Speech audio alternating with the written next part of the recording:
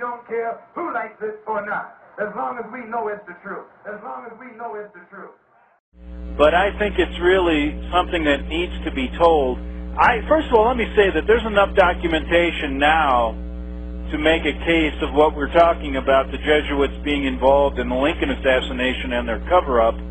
But I think this will add to it, and to see what our government says about this. And so we'll see, but no word yet.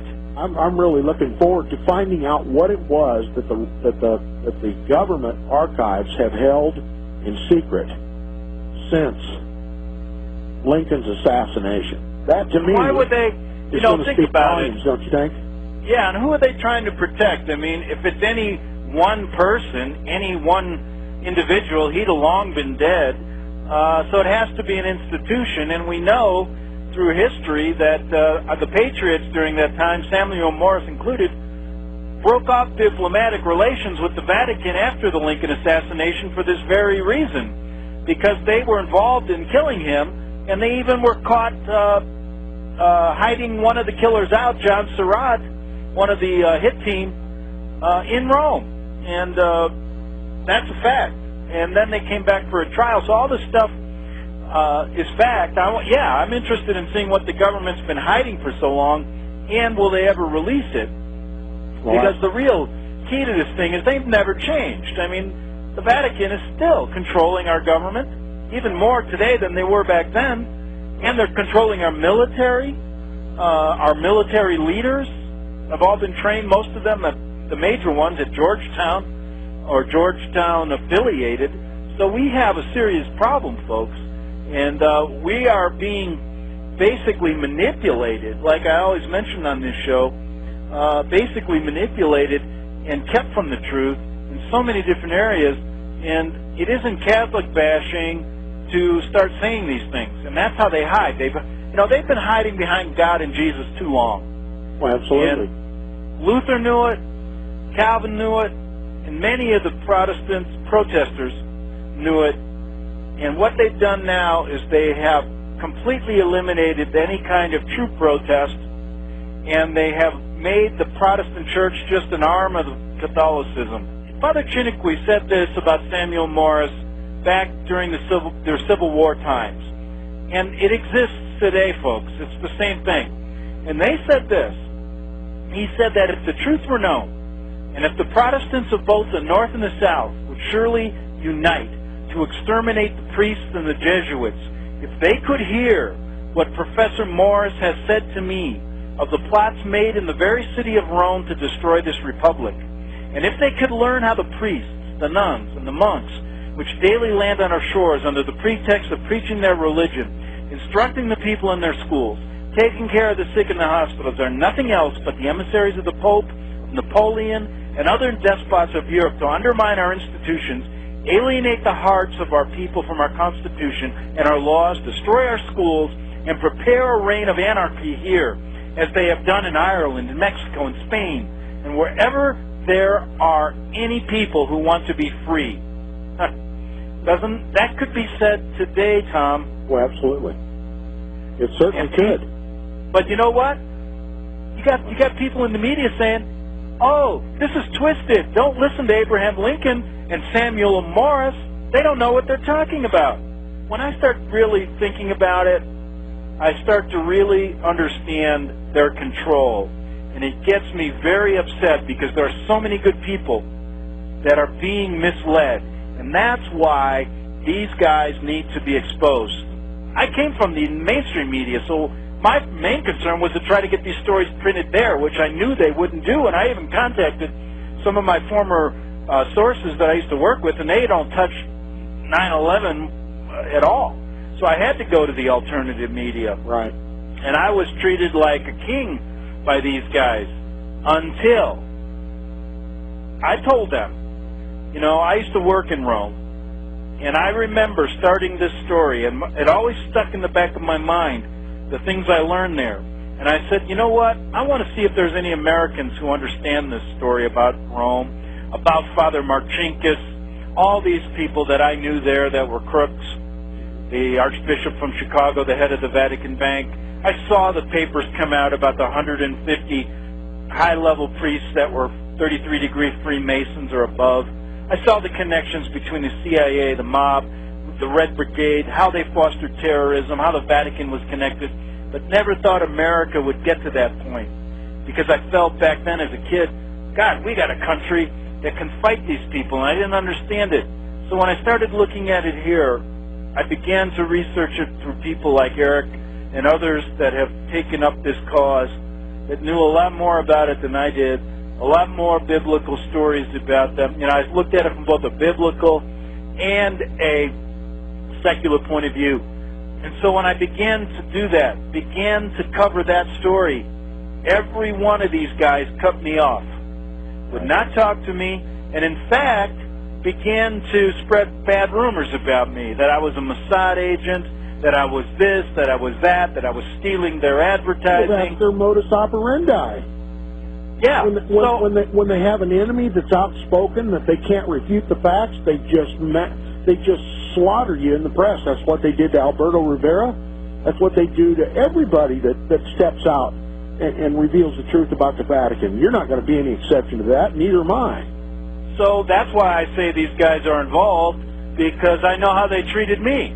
Sure. And that's one reason. But then I saw their complete cover-up of the truth of these facts, connecting the dots between, like John Daniel said, the New World Order is the Vatican, and the Vatican is the New World Order, folks. Exactly. That's it. They're just different names to describe the Vatican. And if they can't see this through history, if they refuse to cover it and then confuse you with all this other garbage, then you know they are really either they're being paid to shut up, or they are covering for them for a reason, and that reason has to be one of keeping the people at bay until this New World Order takes over, and they then will be rewarded. That's the only way I can think about it. I'm telling you, buddy, the Holy Roman Inquisition is coming to America just as sure as I'm sitting here. You know, we read Fox's Book of Martyrs and thinking, wow, that's way back in the past when nobody had an education and they thought to solve their problems was to kill people. Right. That has never changed.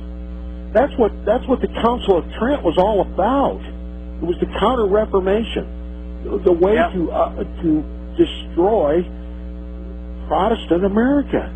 That's why the Jesuits were created in the first place. But let me say this.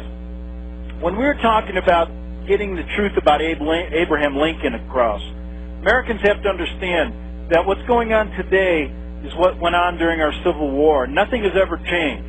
They want you to believe that. They want to hide history from you.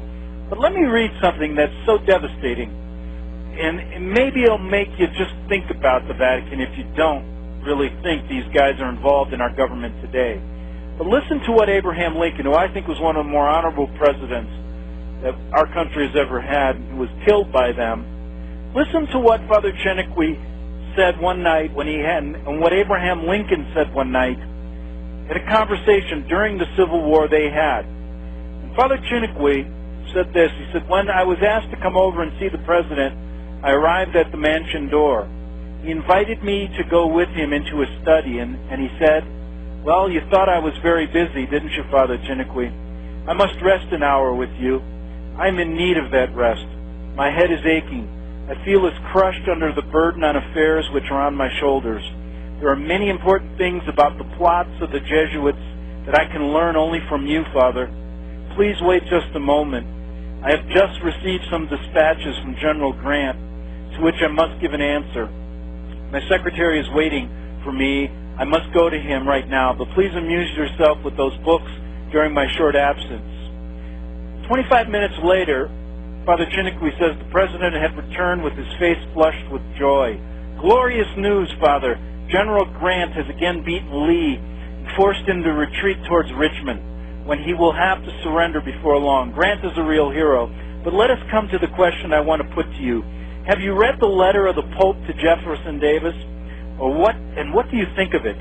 My dear President, I answered, it is just that letter which brought me to your presence again. the day before yesterday. I wanted to come and see you from the very day I read it, but I knew you were so overwhelmed with the affairs of your government that I would not be able to see you. However,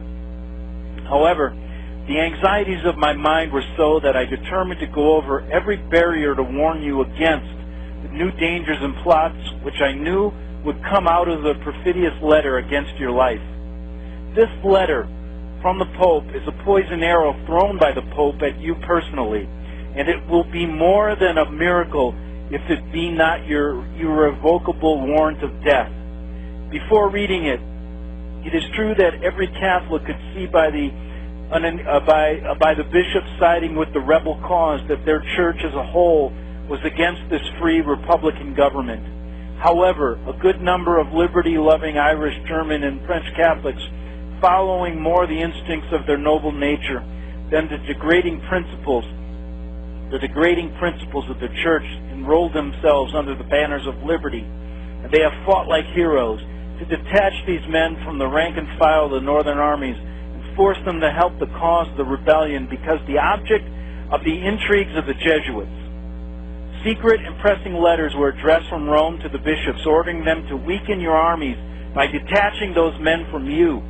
The bishops answered that they could not do that without exposing themselves to be shot, but they advised the Pope to acknowledge at once the legitimacy of the Southern Republic and to take Jeff Davis under the supreme protection by a letter which would be read everywhere.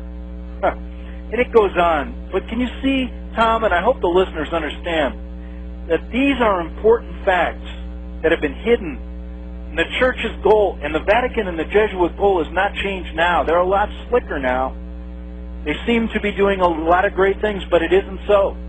And just like they tried to bring our republic down then, they're doing it now in a different way. And I want to get your opinions, too, about it. Because isn't it devastating, these things that are just hidden from people? Well, absolutely. Charles Chiniquy brings this out, and the name escapes me right now. John Daniels talks about this in his book.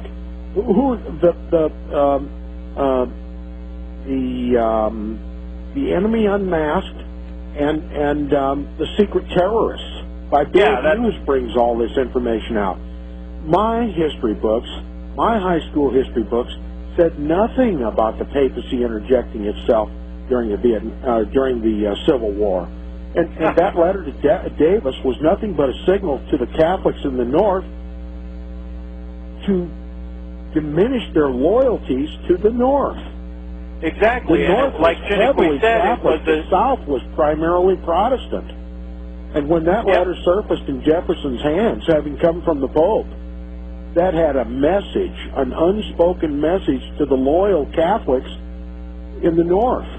And that put the whole war effort in jeopardy. And it was an intentional effort on the Vatican's part to diminish the power of the North.